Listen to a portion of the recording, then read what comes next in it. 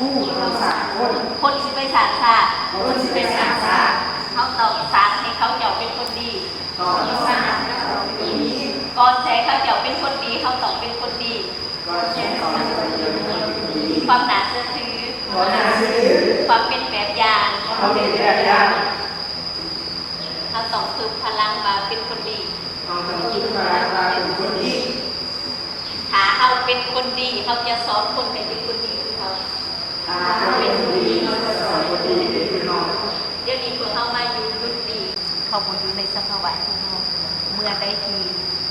เขาตกอยู่ในสภาวะที่โตเขาก็จะหุบในด้านนี้เพราะฉะนั้นเขาก็ต้องจนคือแค่กินยาว่านะตอนนี้คือว่าโอกาสตลาดในมันเปิดให้เขาเนี่ยเขาเก่าเขาไปสู่เขาเทียบหมู่กับคนอีกหลายๆคนที่เขายังมีเงินทำงานก็ภูมิใจในสิ่งที่เขาต้องทำบางทีสิ่งมันสอนให้เขาภูมิใจอุปสรรคมันอยู่ในโอกาสมันอยู่ในโอกาสแล้วมันก็เห็นแบบเอาอย่างนั้นลักษณะ